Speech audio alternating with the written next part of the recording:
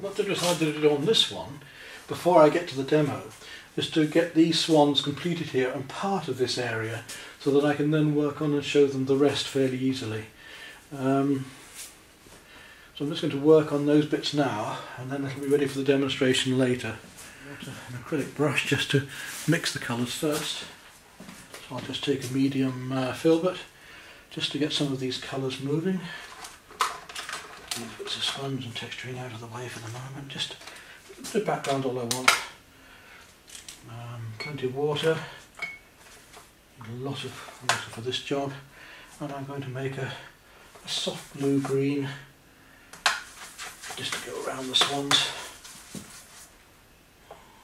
So a little bit of emerald and some cerulean. And some cobalt. The colour's too strong. I could do this with a brush, but I just want to start off with the rollers just to give you an idea what we're going to be doing later. We've got reflections coming in and around the birds here. And they're textured reflections, so it's nice to be able to use something like this just to build up at first.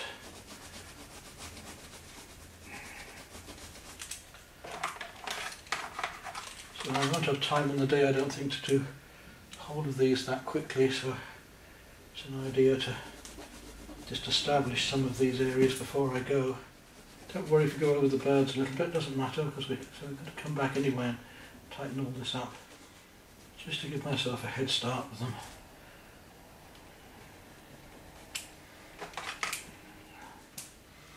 And we can add to that colour, we can texture more around it, in other words. Take some cerulean and white and just add a bit more of that into that.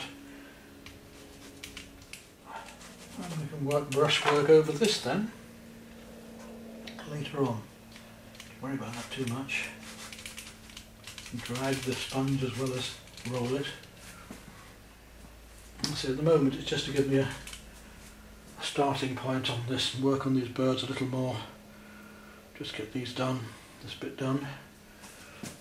But I'm not going to use the sponge on the swans. I could do, just to block them in. Right. Now with the swans, we just want to get a basic tone going.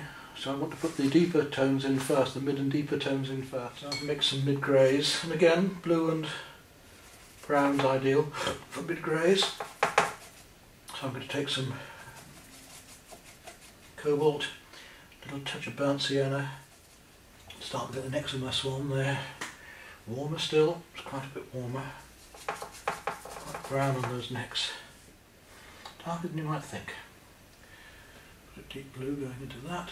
I'll lighten up around it shortly. So we'll put our base colours in here just to lose that white canvas. Fairly quickly. Just my finger on the canvas a little, just to get myself steady. Right down through there. Same colour going back up around here.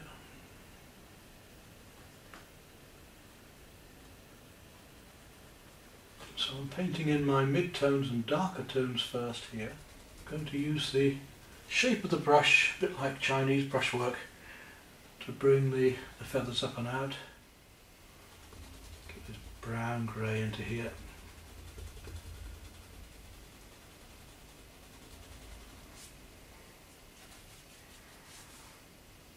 Now I could use a little bit more cerulean, a little bit lighter. Very subtle around there.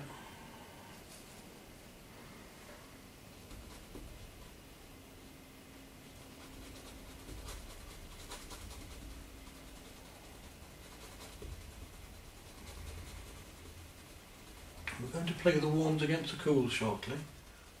Now that lovely subtle blue grey also comes down the swan's head here.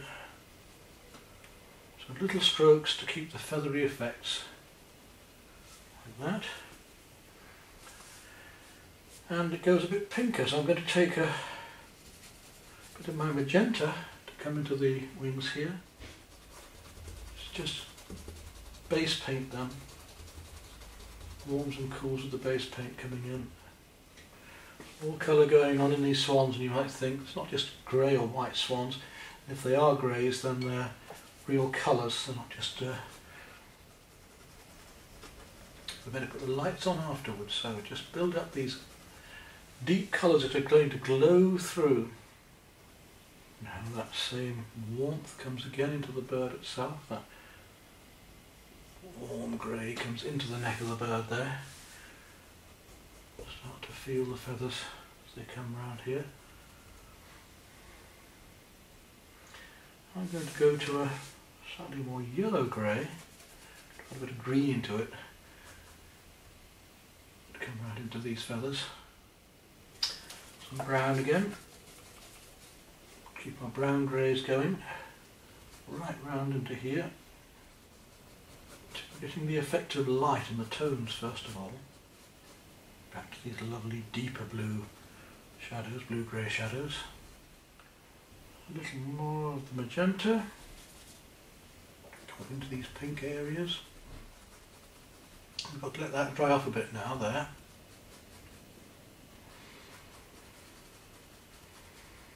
Before we work the lighter colours over afterwards. In the meantime, let's look at those areas on the swan for the beak, that orange brown.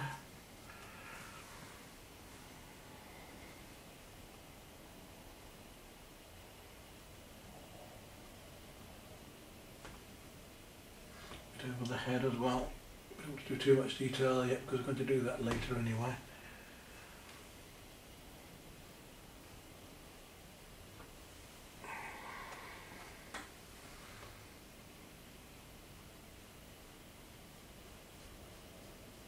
Just get the base colours in at the moment.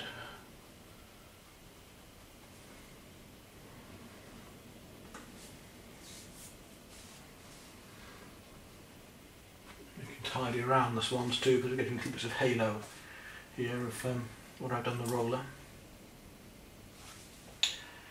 And we've got bits more warmth coming into these birds and places. Right, and while that's drying off, we'll go back to the darks again. Prussian blue again and our burnt sienna, just to go for these dark areas of the mute swan. Right, here. We'll tidy those up. We'll have to cut round them again in a minute. We'll just do the basics.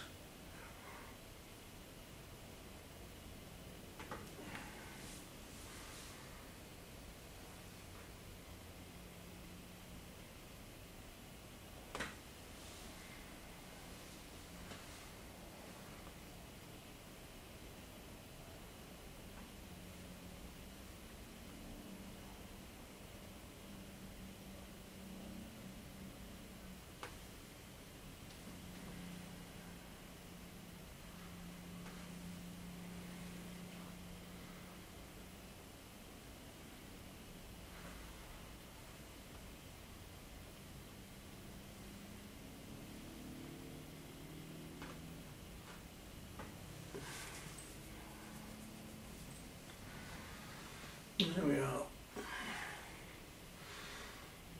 Almost as quick and simple as that.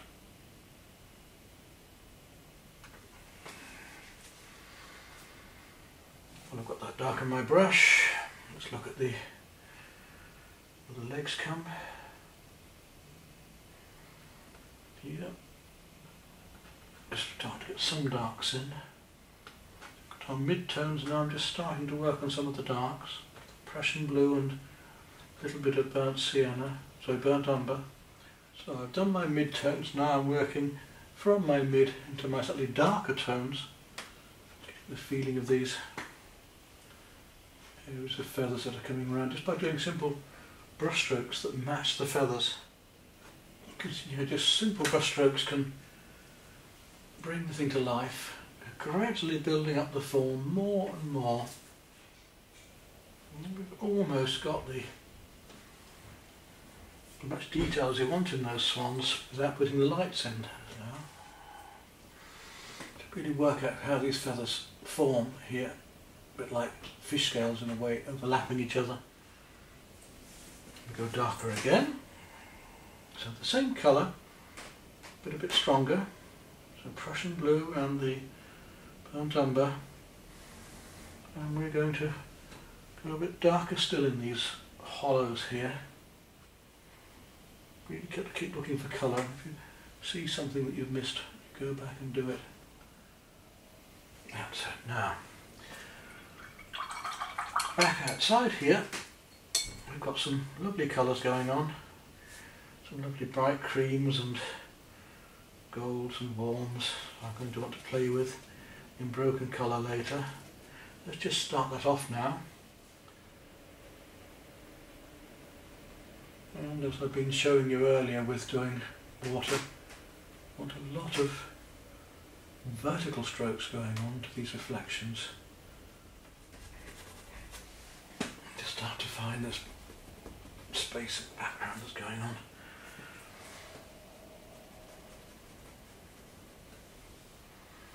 And we have to bring these colours right down neatly around birds. Verticals and horizontal strokes to get the feeling of the reflections that are going on behind, and we've got these lovely ripples going on across the water as well. There we go.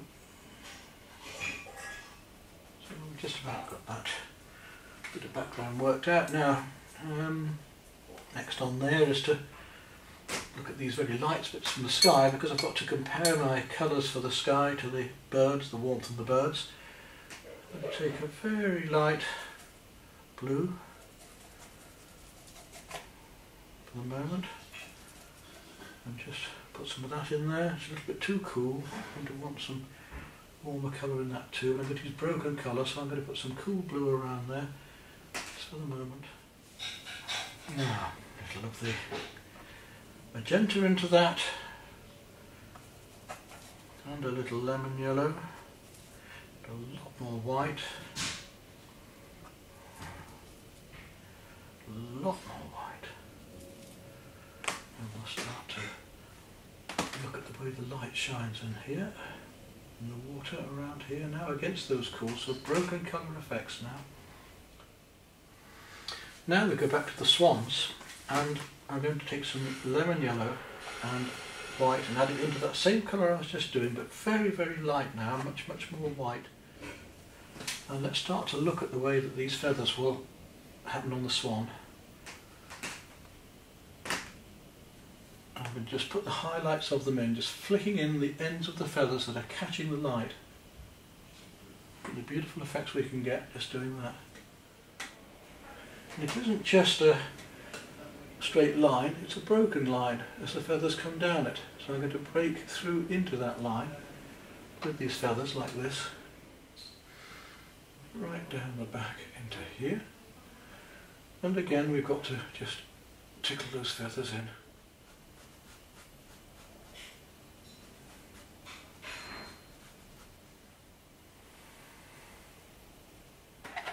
We're still building up these lights, lighter and lighter. I'm going to make it an even lighter pinky cream now, a little touch of the magenta, lots of white.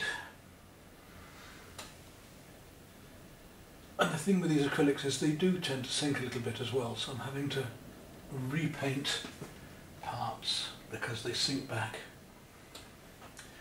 this luminosity of the colours on these feathers. Now we're going to do the opposite, and we're going to go to the cools. I'm going to take some very light blue now and put it in there. Some cerulean in this case. Too much white, just enough to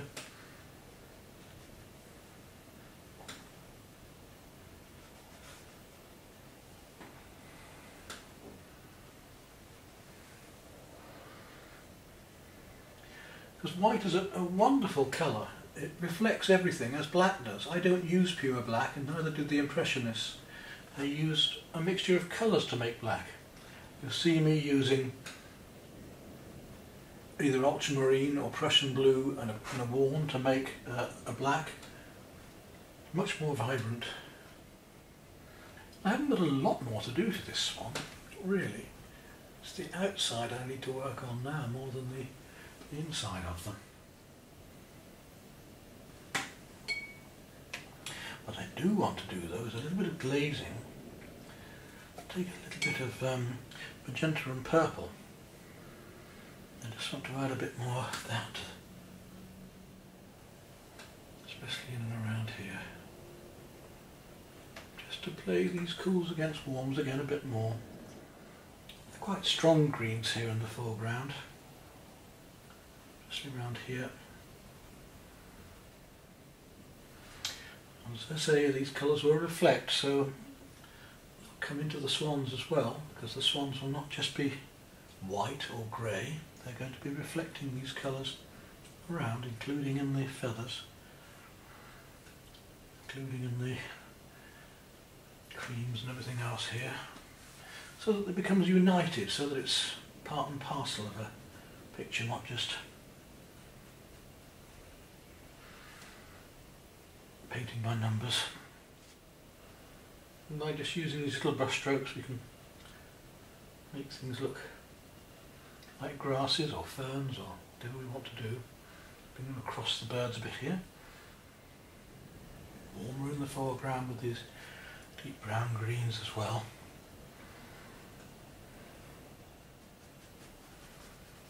Come right through. Shadow comes through here.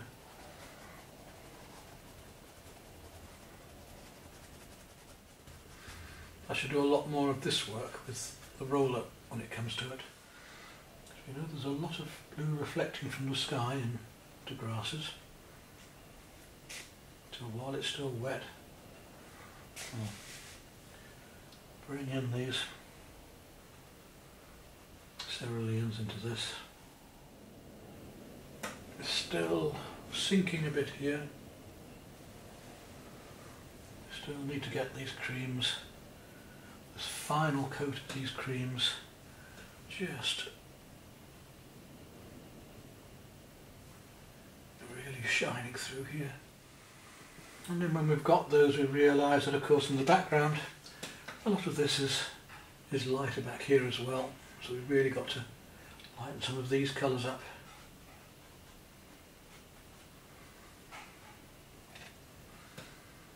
Little bits of light that are highlighting in the water have sunk back, and they will help to bring things out as well, right up to the edge of the bird here.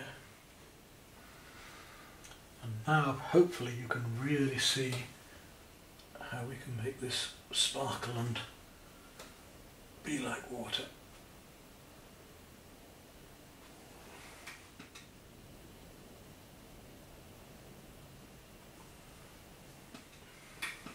There we are, that'll do for now. Now I just want to go to this figure, and do the figure. So we've done those swans now, we go on to the figure.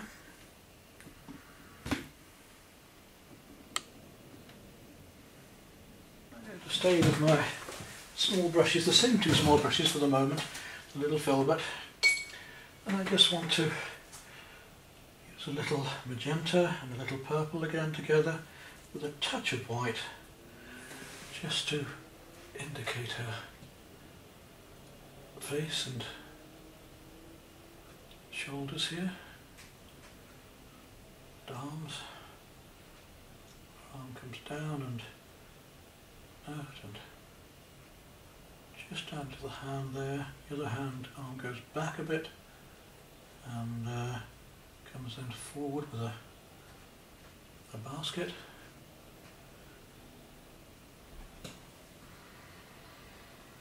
Keep it simple if we can. Comes down to a chest. It's in the distance anyway, so I don't want too much. Now I'm going to add just a little bit of deep yellow to that. I'll make it almost a sort of greeny colour of the dress that comes over her shoulders here and into her chest, down, round and out to her hips, flows out down to the ground. If we do that there, then we're going to have to do something similar here, down the centre of her chest here. It's against the light in the background, so it should be a little bit cooler anyway. Want a little bit of light blue, very, very light blue for the shadows. And her arm here, down, just across the shoulder, into the face, coming down the dress. But because it's in the distance, I've got to make it a fraction stronger.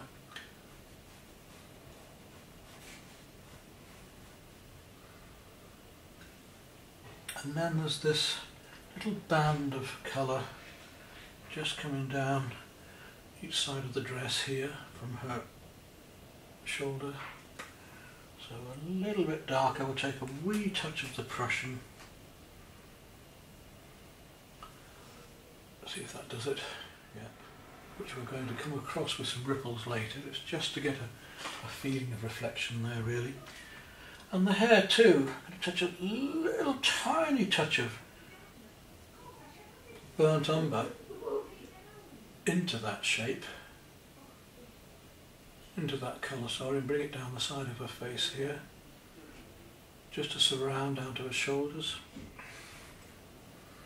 And we can indicate that she's got eyes that way, but only just indications, nothing much. It's very far in the distance, we don't need to do much.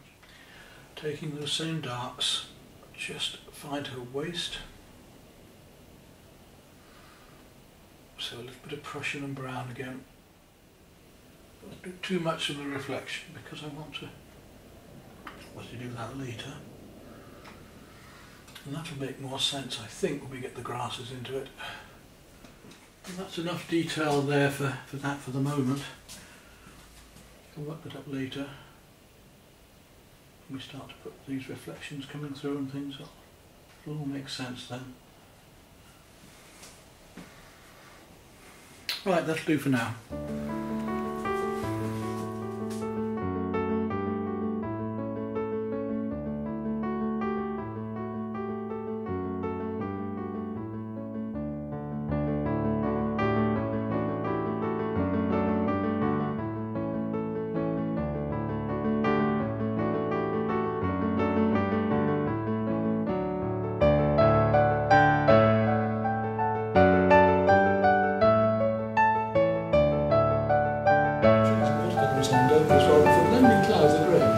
Again, rigger brushes down here. Riggers are originally intended for painting rigging in sailing boat scenes, and you paint it into the wet sky, and as the sky closed around, the paint in line become even thinner.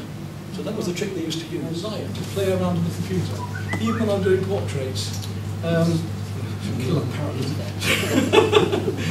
when I'm doing portraits, I don't know if anybody uses computer programs, but have you ever heard of posterizing? It actually separates the colours out. It's a great program to use. CorelDRAW does it, Adobe does it. But it separates out the shapes, just like a poster does. You know those old 40s and 50s posters, railway ones. It separates out the shapes and you can enhance the colours so you can actually see things quite easily.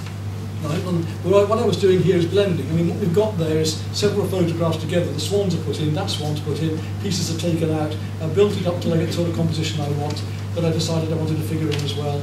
So we've added her, in the background there. So I've got that, and then I've just got to mow the line and make it work. And the difference even in printing, I mean, between gloss and matte, you know, but it's fun to do, and it's very, very useful to the opposite tone. and I'll work outwards. So I'll do my midtones first and go towards the lights and towards the darks, almost complete the darks, then get my highlights in and then finish the darks off and then final highlights. And I think that's the great fun, that's the end of it. The end of a painting is the best bit for me because you're painting with light, literally as an impressionist. I'm literally, now I've got all the white, I've got rid of all this white because everything seems too dark when you first have a white canvas. How many students have said to me, I mix the colour and that's too dark. No, but when you've got the whole thing on, it works because then the lights work. So we've got to get rid of that white canvas. We can start with a dark canvas. Quite often I have a black. You know, when we were doing those sort of spacings, we were using black and working on top. Constable used a deep brown, and he would actually let the branches show through, and they would be the deep brown from the background. So we paint the negative, if you like, the light shapes him, leaving the branches behind. So you know, there's no one right answer to painting. There are so many things that can go wrong, but there's so many right ways to work. And I want you to keep an open mind and enjoy painting. You just got to enjoy it. So don't be afraid to mix mediums. Don't be afraid to enjoy. All you're going to lose is a piece of paper or a cheap canvas somewhere. You know, you can get them cheap enough these days in factory shop and so on. And you can always paint over something, and there's usually we can get them right. I mean, last time I showed you water and pastel, and I also mentioned that with using that, you can work up a failed watercolour. You can wash off the watercolour, you can work pastel over the top. Photographs tend to bleach out, don't they? When you take photographs of something you want to paint, take two shots. Take one with the sky in, and take one without the sky. And what you'll find then is, if you take one with both in, the sky will bleach out and the darks will be too dark. So you need to take one where the sky shows colour and another one where the sky isn't in, so that the colour shows on the darks. Yeah? Just a little trick if you didn't realise. I don't want to teach granny to suck eggs, but if you didn't realise that, then for studies, yeah. Because the camera can't do it, so the camera will see that and it will just bleach it out. It needs to become very dark against that, and that becomes over light, so you need to try and balance it out. Otherwise I wouldn't get the softness of these swan's feathers and things. So I'm going to start with a slight cadmium orange on this. Rather than having it white, I'm going to make a very light cadmium orange to show warmth through there, which will reflect warmth around the swans as well. So I'm going to start fairly loose and gradually tighten up. And what I want to do is get the effects of light. So it's more fine brushes. So use your heavier, bigger brushes to mix with, and then come down to your fine ones to paint with. Treat them gently. Stroke with the brush, don't scrub with it, unless you're deliberately doing dry brush work. If you're deliberately doing scumbling, my students love that word, scumbling, it's almost like a Yorkshire word, isn't it? We'll scumble a bit today, dear. But scumbling is almost like dry brush work onto the surface. Unless we're doing that, we want to stroke with the brush, generally blend. So I'm going to mix up, shove some white in here. I mean, I've got my paints ready to use there for the rest of it, but for the moment I just want to get some colour going for the roller.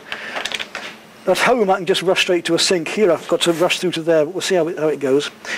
So I'm going to start with my lighter colours, as I would with watercolour, and gradually work these colours up. Let's get a nice mix going. Don't want it too thick for this job. Too thin and it's very transparent, too thick and it's just going to clog up the sponge. There we are, that's about right. A little touch of cadmium orange into that one. Then we'll put a little bit, possibly we'll put a little bit of blue or pink over it later. Might do more than one colour, just to really get the vibrance going. Just take a little bit off there. It doesn't take much to tint something.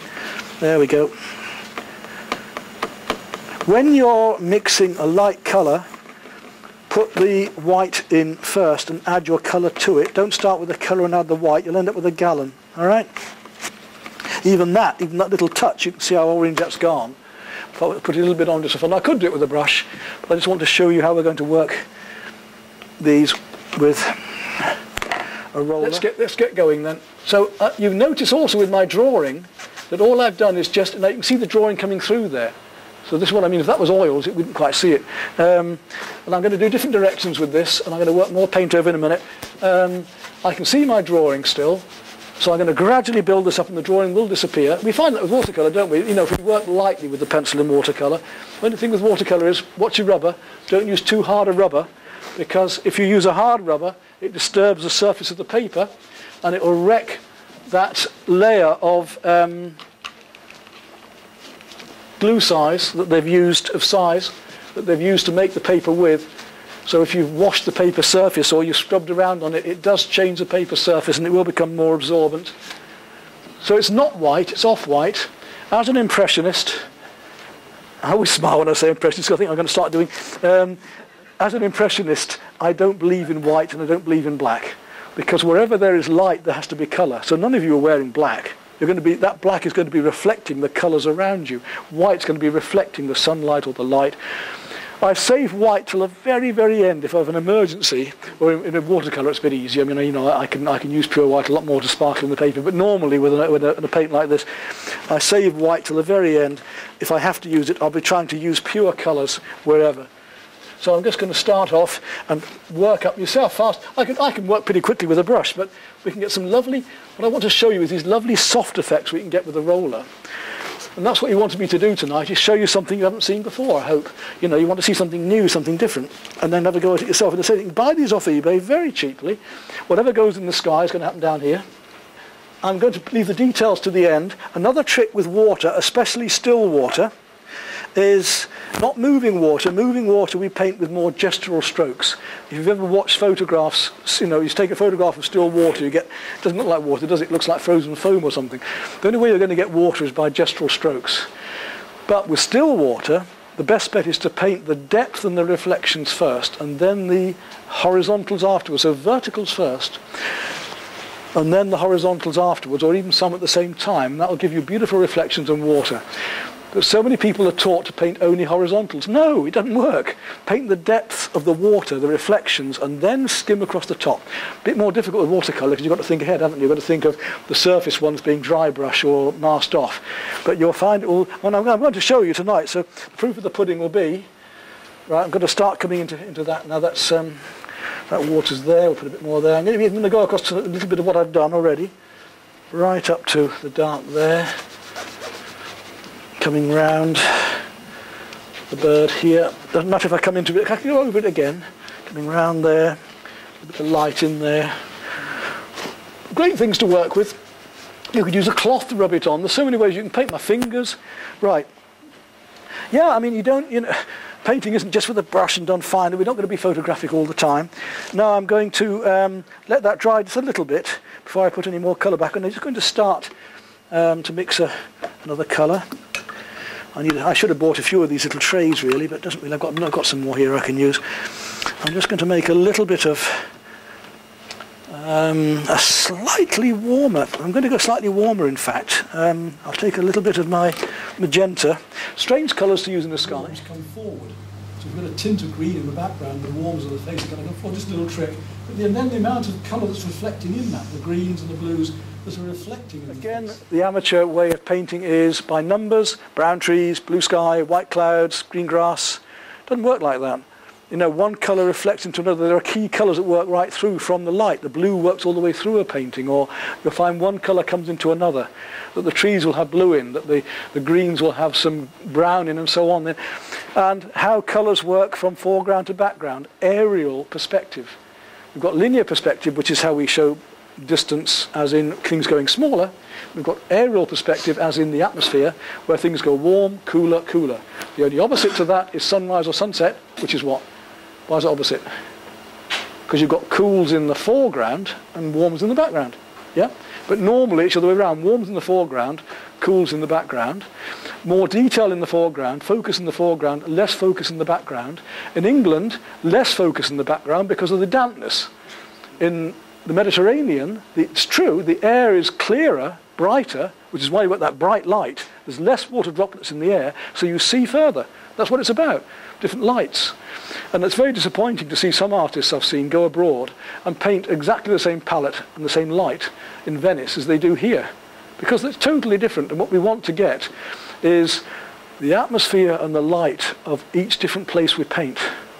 And each of my paintings, if you look at my website or on here even, almost every single one that's done in a different place will look very different, which is what I'm trying to attain. So a little touch now of magenta, a little touch of pink, which it might seem much a bit strangers to you. A bit of water into that. Now I'm flying by the seat of my pants. I'm just looking at this as I go along. I haven't planned this out tonight. I mean, I've planned a bit of it, but basically I just want to. And over that I'm going to put a bit of blue in a minute. I'm going to take some cool colour. In every single colour there is a warm and a cool. I've got caught on how to get a lot more done. There's a warm and a cool. So in reds, a purple is going to be a cool red. A cadmium red is going to be a warm red. In blue, cerulean is a cool blue. It's icy, yeah, and ultramarine would be a much warmer blue. It's more purpley blue. In greens, viridian, very cool blue, bluey green, and then sap green will be very warm. And they're called hues. Good old hue. So they're called colour hues. Right, let's go on, and I just want to go over this a little bit now. Let's see if I can just get this to just do a little bit of this broken colour I was talking about, just to get the feeling of clouds going on. Might seem a bit, but even now you can start to see a vibrance coming there, even with a little bit of pink. I get a vibrance going. When I put the blues on as well, I can just blend them in a bit if they're too much, but just to get a bit more warmth into that sky. It's a summer's day. It's a balmy summer's day I want. So I'm just letting the canvas allow this light orange to come through from the background. Again, a few nice vertical strokes there just to get the reflection going. We'll feel it already. Now deliberately, I'm going to totally change, and I'm going to go to the opposite. I'm going to use a cool blue, a cerulean, to play against it. In our armoury, we've got rough against smooth, light against dark, warm against cool, and we've also got the opposites in the colour circle. A bit more white.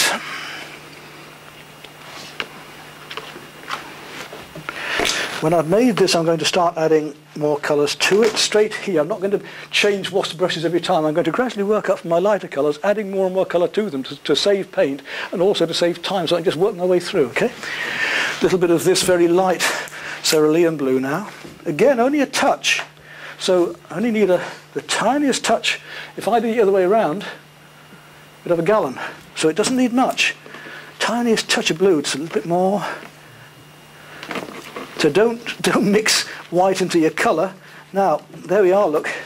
Didn't take much, did it? And look, that's quite blue enough for me. There's a slight touch of pink in it. That doesn't matter. A little bit of water, not too much. And again, the same roller. And I just want to see now how that blue is going to affect here. The very light blue. And it starts to give, again, a vibrance, so we get one colour over another. I can do this by using brush strokes in the same way, or small brush strokes together. I can blend them. How does it go on there? It's right up to here. Comes into more blue there. So I'm getting a vibrance, I hope, in the sky that you can begin to see even now. It's not just white. We can have fun with colour. So even where the whites are in a sky, even where the light colours are, you need to look for, I keep getting in the way of my camera here, you need to look for colour. Where the darks are the same. I don't use black, or very seldom. I use black for specific things, but I mix my blacks by using very deep blues and warms. If I use Prussian blue and burnt sienna or burnt umber, I can go to a warm black or a cool black, and it will be virtually black. There's no black in this, even those swan's heads. That's Prussian blue and a little bit of brown. It's much more vibrant. Black is sooty unless it's used in a special way. Right, so we've got a nice vibrance going here now. I'm going to put more of that blue around the outer edge here especially for a reason. As the horizon just comes up, so I'm just pressing a bit harder now, you'll notice. We've got control with these, quite a lot of control. Lose self-control.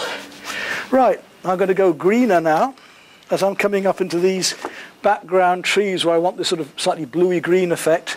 So we'll take a bit more of that blue and make it stronger. Come out, blob. Don't want too much. There we go. Bit of water. Then I'm going to make that slightly greener. Now, when you're painting clouds, a lot of people seem to think that the cream in the clouds, I usually find I use yellow ochre and white for that. I find lemon yellow just a bit too cold and acidic. So try with your clouds if you're painting the light clouds. At first, anyway, use yellow ochre and white. At the very end, if you want a little bit of lemon, yes, fine. But best to start a bit warmer. Right, so up and around these areas here, let's start to get the haziness of the blue coming there. Right up and into this. You might think that's going to be sky at first, but as I go on, I'm going to add more and more colours into this. How long have I got? Another 10 minutes before you want your cup of teas. So I've got to really shift myself a bit more now, not natter so much.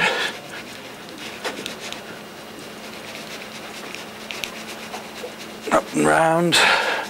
Get the feeling of these trees coming up into the background here, right up through here. So we're going to see the vibrance that's coming here. I hope so anyway. You don't just want a dull... You see how it's linking with the colours here as well, that one colour comes into another. Right, we've got that.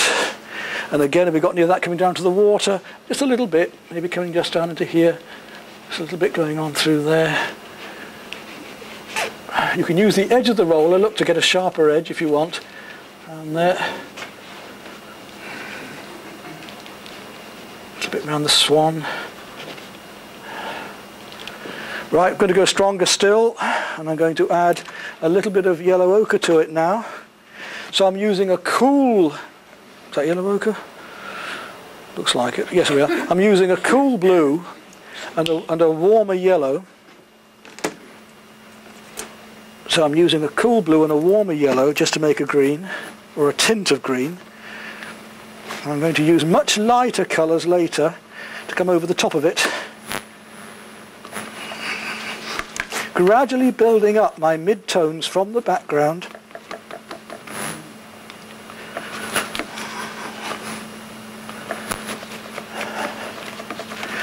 So that's the colour we've got now.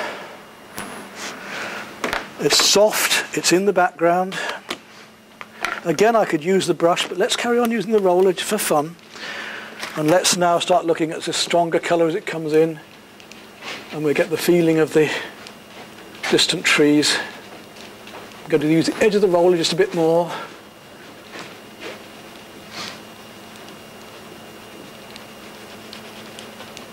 Dabble it a bit.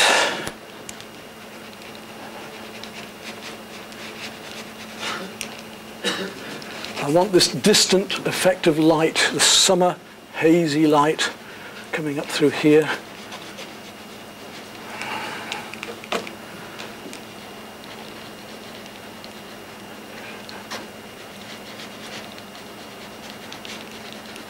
Right down into here, and it gets a bit warmer down through there as well. So covering quite quickly. Oops. Your rollers come off, Mum. That's it. And stronger still, and stronger still, so I'm going to add a bit more yellow ochre when I can find it. There we are. Gradually building up with that one colour. There we go again. Gone a bit stronger with the yellow ochre.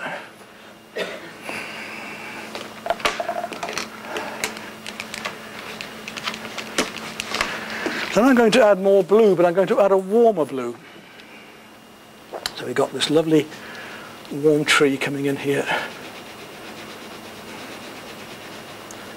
Right down to there. And just round through a bit there. I come in with the brush to do the fine work. I can go right up to her with that.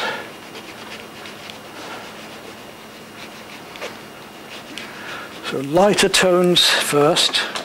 It'll all come together when I do the darker ones. Some of these two are going over here.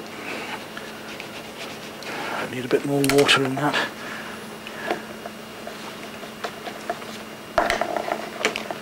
I got 3 minutes.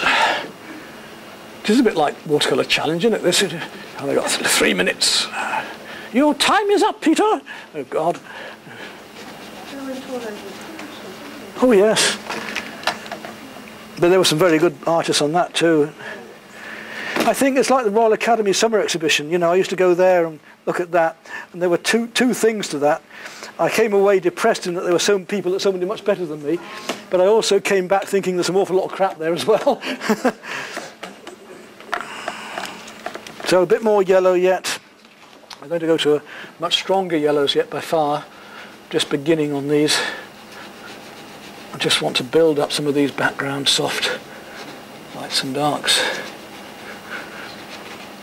Right, now I'm going to add a stronger blue. I want some ultramarine now. So a warmer blue. You can see the difference in those two, the cool and the warm I'm talking about. Into that.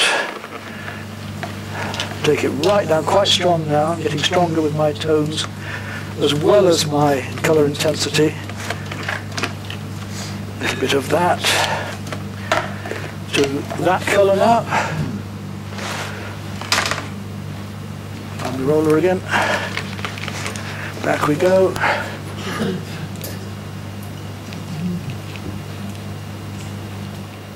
Starting to work in between on some of this stuff.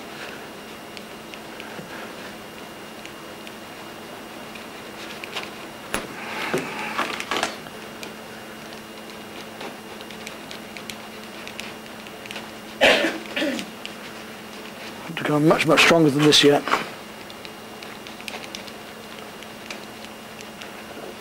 Work across the trees as well. Again, stronger, quite a bit stronger. Well, before I do that, before I do that, I need to get the reflections going down here.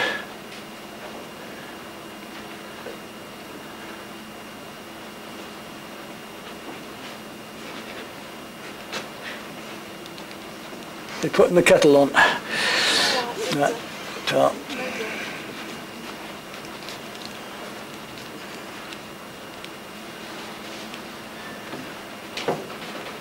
So verticals and horizontals, and you see we start to get the feeling of reflections happening there.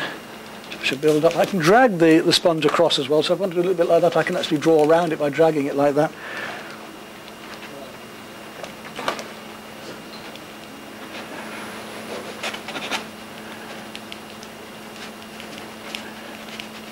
Do some verticals, and then we'll put a few horizontals through that.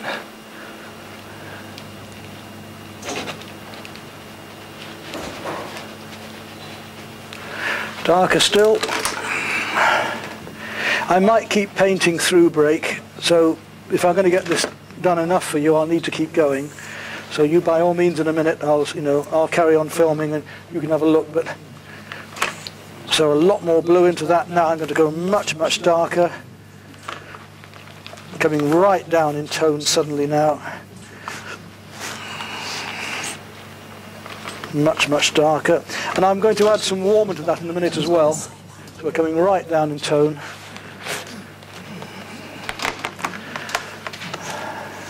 Plenty of it. And even a little bit of magenta into that. There we go.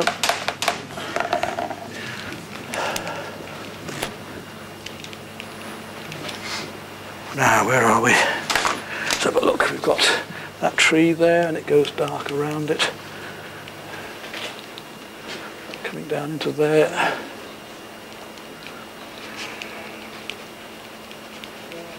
And it will suddenly come together, this. I hope it does anyway, I'm in trouble.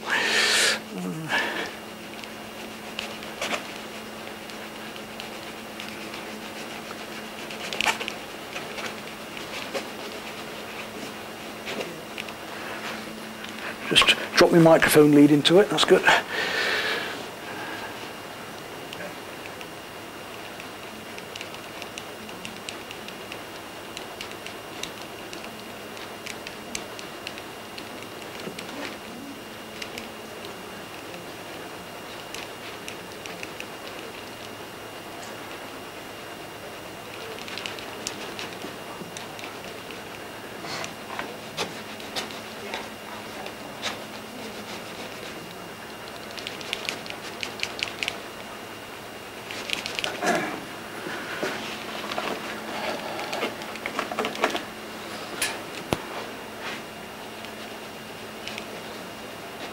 Let one colour come into you.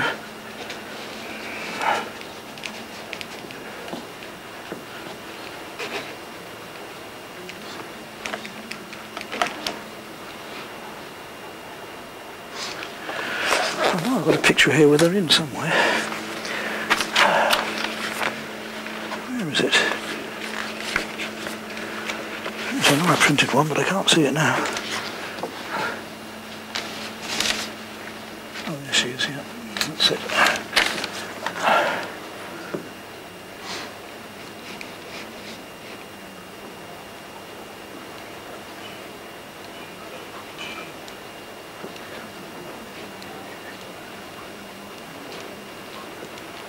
I'll match these colours with a brush when I go on. What I want to do is get the effect of light with this first and fill in this background.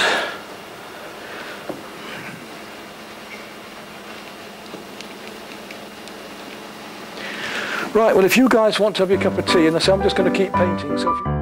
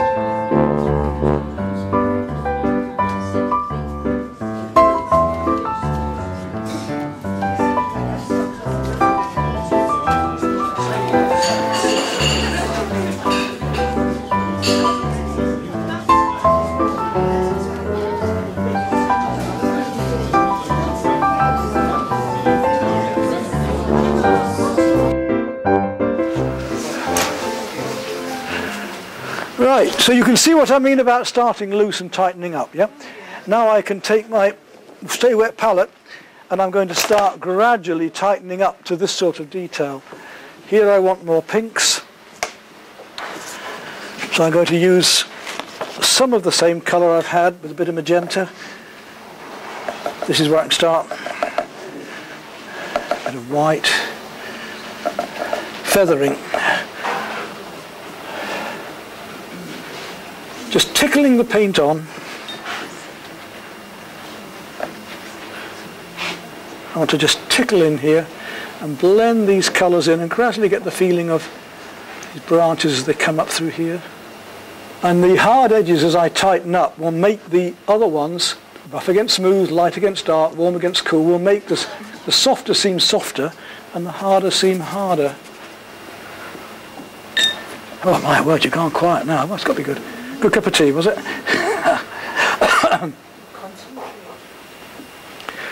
You can work light into, speaking of acrylics, you can work light into dark, or you can work dark into light. You can go either way, you see, like I'm doing now.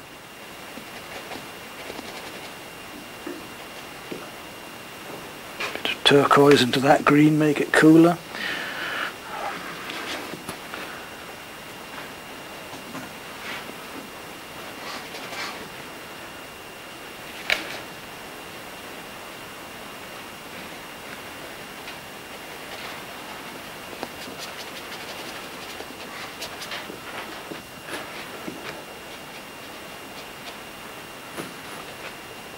Verticals again, and bring a little bit of light back through it, just over the surface.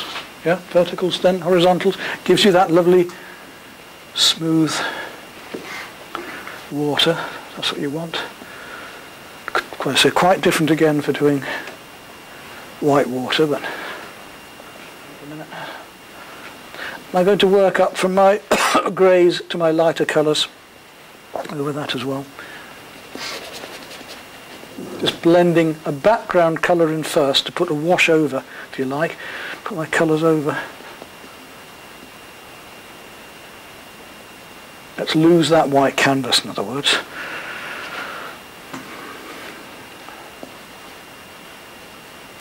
Now the rest of that is much cooler, so I'll take some cerulean into that same pink. Just cool that down a bit.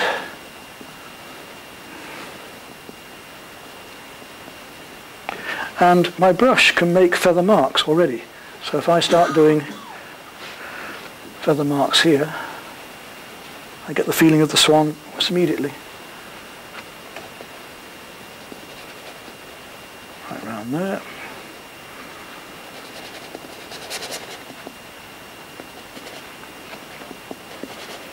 And to its tail's cooler.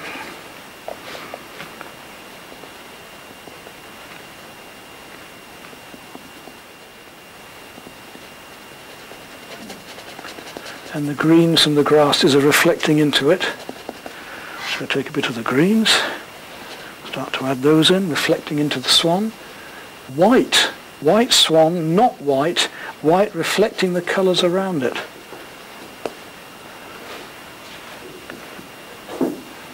Green on the neck there from reflecting.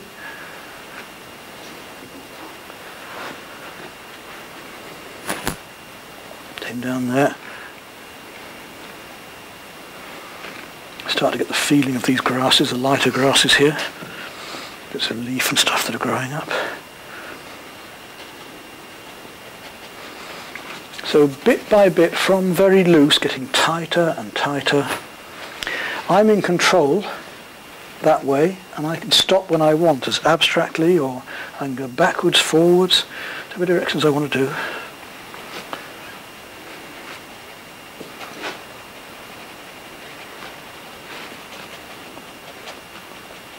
Big brush marks about the leaves. If you're drawing an edge of an object, if you're doing a drawing, you make the marks about the edges that you're drawing, otherwise it will become flat. No amount of shading will make it right.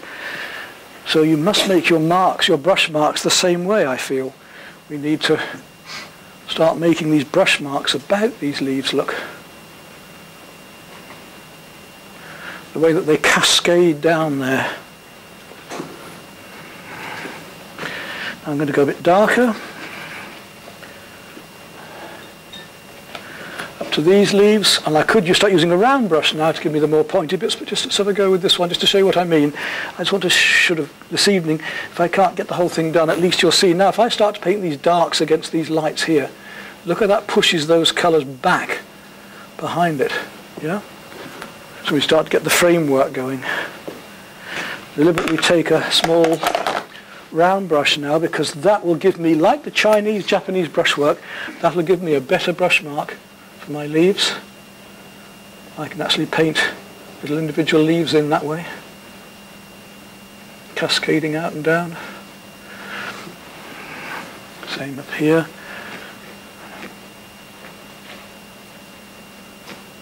I can use a rigger to put in the little bits of twig in a minute.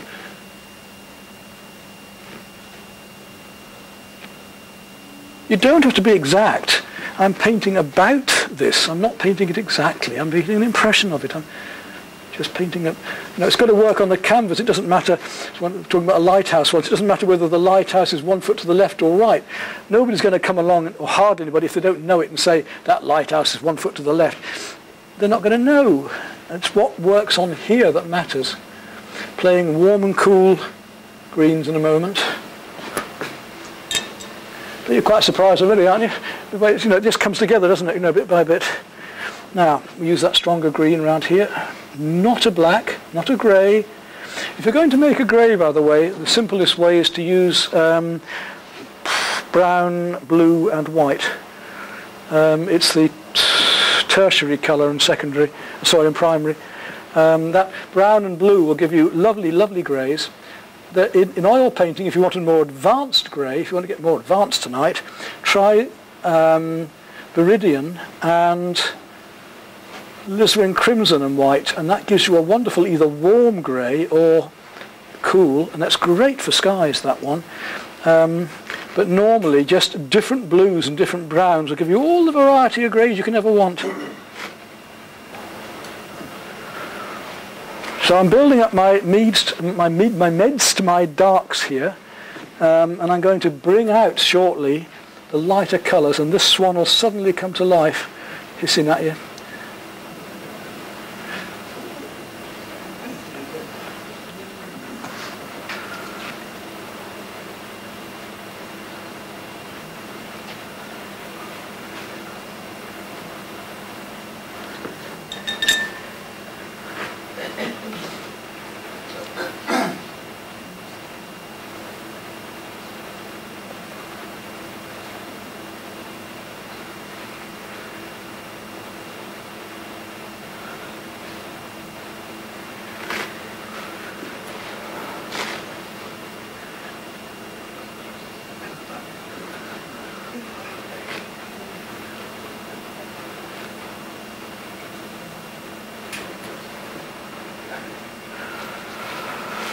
Right, Prussian blue and a little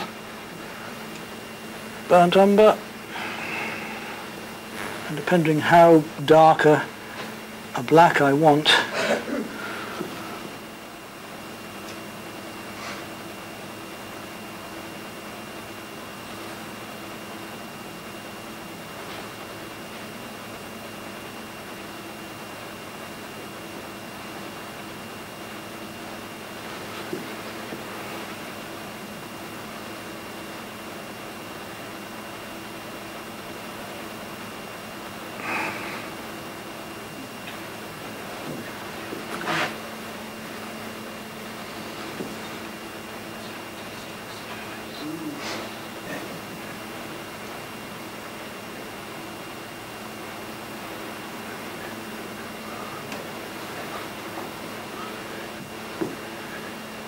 so not black, dark colours.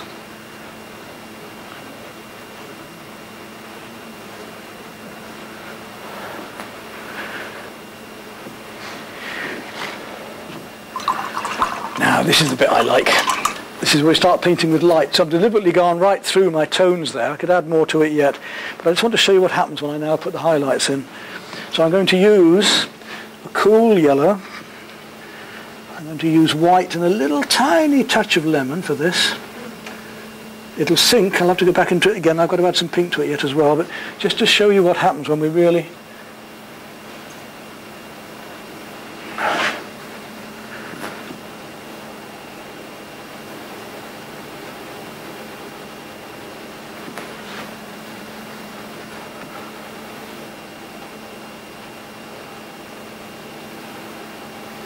See? So from the medium tones through to the light,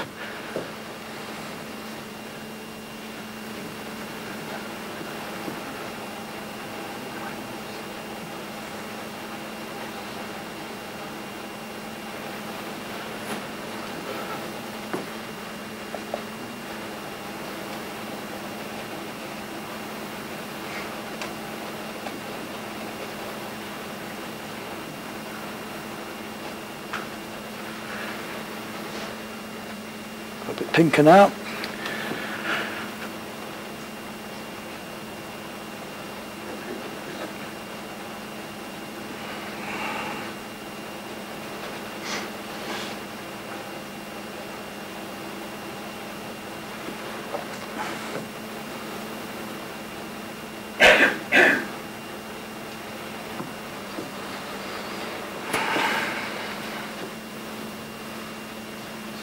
Light against dark, dark against light, so we come out here now to the water, we start to find a few more bits of light and reflections happening down here.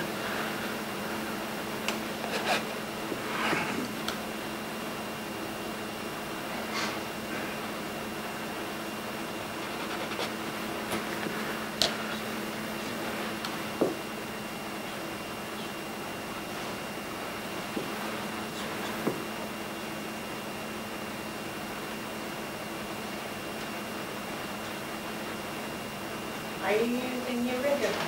No, this is just an ordinary, I haven't got to the rigger yet. That's the final work at the end. This is ordinary, this is what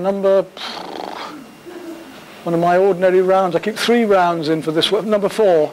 I keep a 0, 2 and 4 on the small rounds. 0, 2 and 4.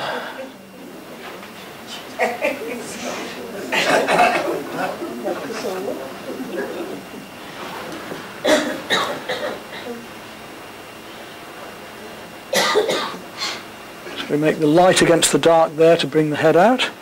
Drag a few bits downwards to get the feeling of reflection again.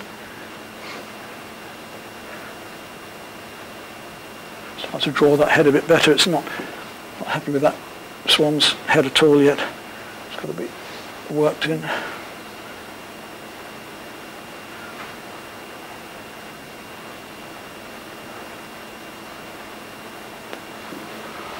A little bit warmer now.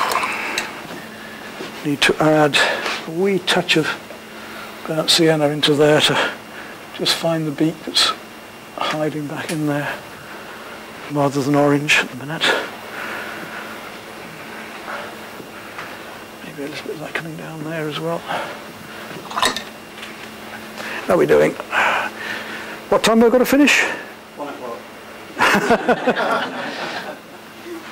I mean, I'll go on a bit longer. I'm just, at least I've managed to show you how we can build up from loose to tight. And I don't want to carry on yet. I'd like to do a bit more yet. But so now I'll start to just work in these very light bits that are...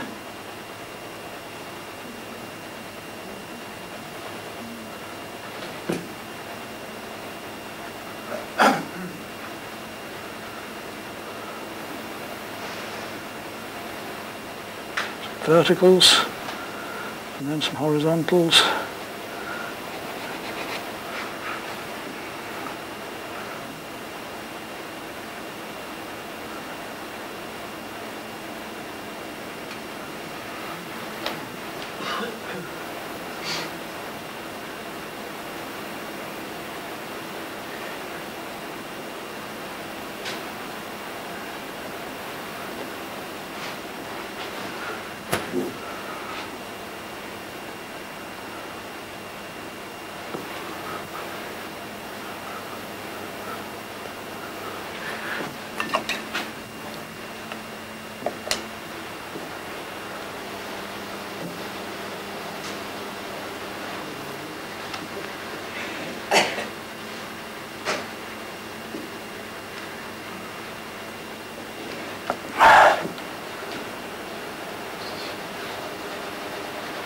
Remember that trees always grow from thick to thin. How many times have we seen people doing the other way around, or thick thin, or unless they've got a fungus in them or a cancerous growth, in which case you get what's called a burr, which is what those wonderful veneers are made out of.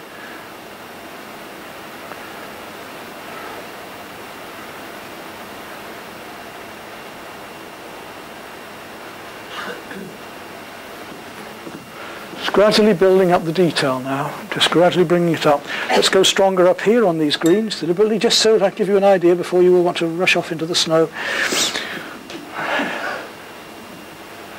Cooler green there, look.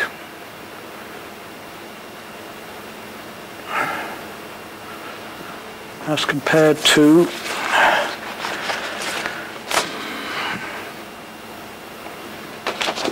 so we're now bringing it into shadow more. Down here, let's start to play with these things, so a little bit warmer. Always the greens in the background are going to be a little bit, or should be, cooler than the foreground, unless you've got the sunset. So we've got slightly cooler ones here, warmer and stronger cooler here, but these are softer and cooler there. Now let's have a look at these little bits of leaf that are going to start making our foreground. I'm not using a rigger yet. Just the consistency of paint matters. You know, you want to do a signature, you want to do a fine line, you've got to have thin enough paint to do that. You can't paint it with a great heavy, thick.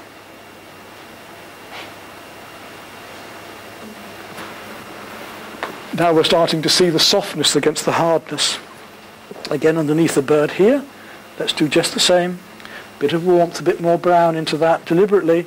And I'm going to make that a bit warmer, that green there, coming up under the bird.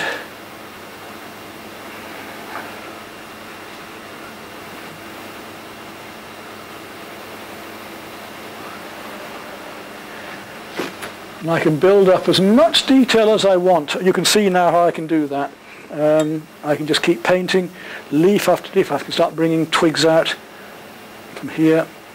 Should the shadow be the same size? Not necessarily, but yes, we're going to get... Sometimes it can be shorter. It also depends how much there is here, doesn't it? Yeah. If that bank's coming in front of her, yes, for sure. Then it'll cut in like that, you see. Yeah. And it's the same with the reflections.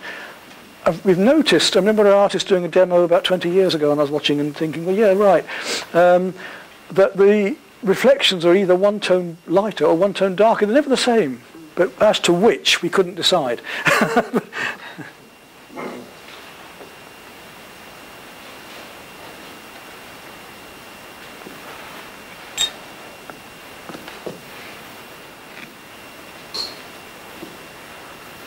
So we're just gradually playing light against dark and warm against cool, feeling the edges of these. You can see her coming there? Yeah.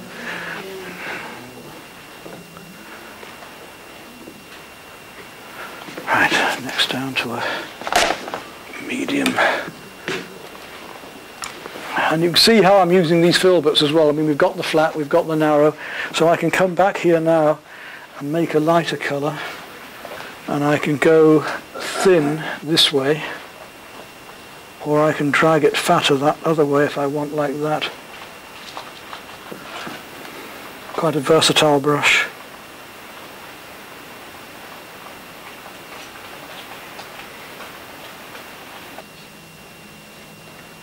Let's see if we can start to just highlight a few colours.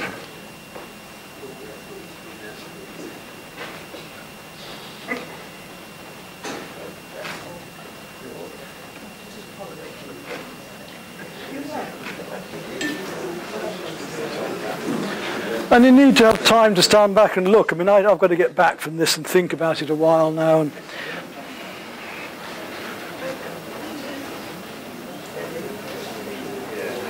the amount of blues that are in greens are incredible. Really, there's a lot more blue than people paint in amongst greens. There really is. Like this now, I mean, it's almost pure cerulean I'm putting on there now, just to work the reflections of light off the leaves.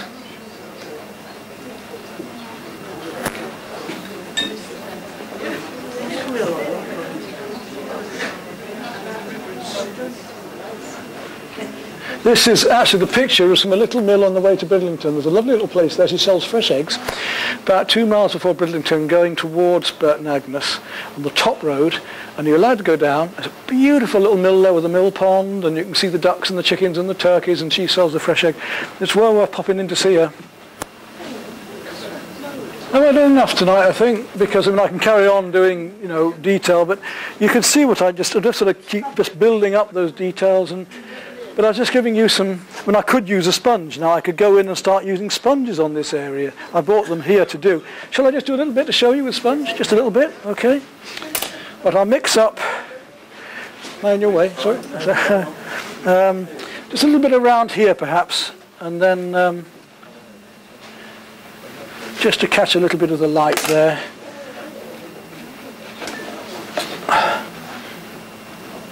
Well, you need a little bit of texture just in the foreground, but you can see what I mean, can't you? You know, it's so simple to do, and it's, don't overdo it. Don't make just special effects for the sake of special effects. But a little bit of white into that now. We'll just start to feel a bit of this cow parsley.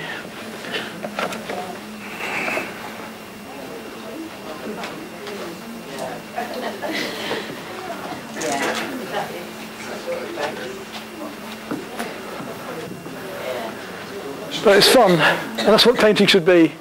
So let me know if you want me back to do a workshop, we'll do that. And if you want me next year and I'm still about, give me another challenge. But I'll try and always show you something that you haven't tried before, or use it, you know. Can we have a big hand for Peter tonight, please? Thank you.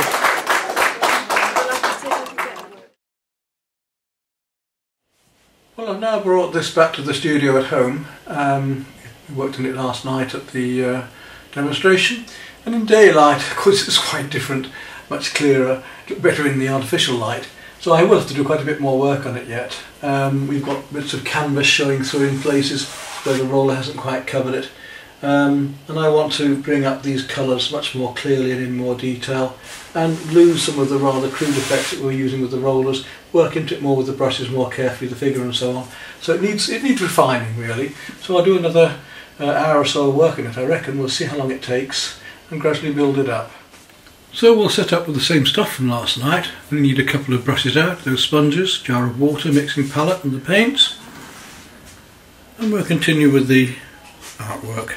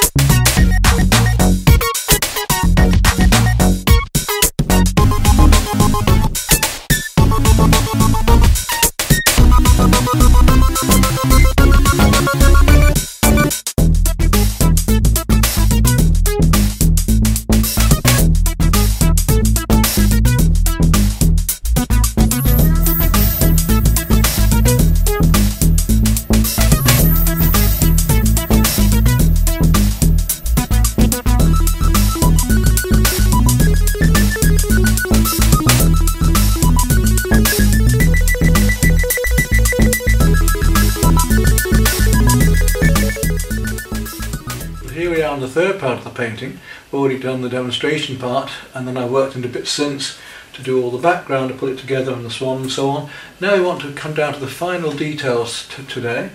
I'd like to get these leaves coming in to the foreground here as some sort of window and envelope looking through, work up some of the details on the bank side here and especially around the front here.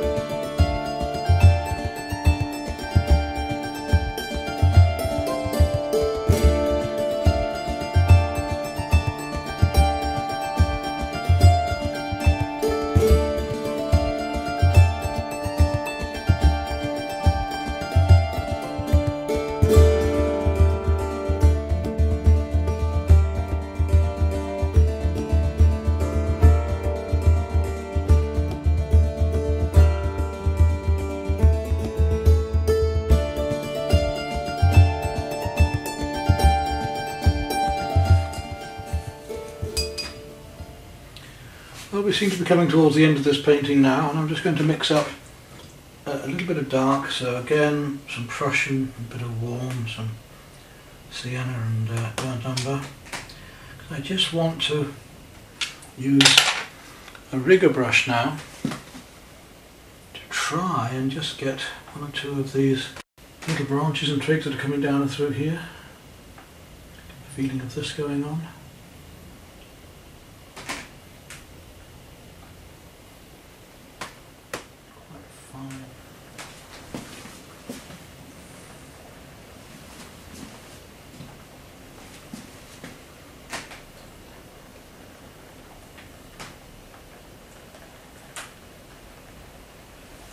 More blue in it perhaps. So a nice mix. If it's too thick it won't come off your brush. And I'm making the brush into a blade as well to aid my matter of making these branches thicker and thinner. Bring that right down through here. Well, I've gone as far with this one now as I intended to go. Let's just look at it through the various stages, shall we? From when we first did it at the demonstration to coming back, doing the background, and now I've done the final details on the front. So here are the three pictures.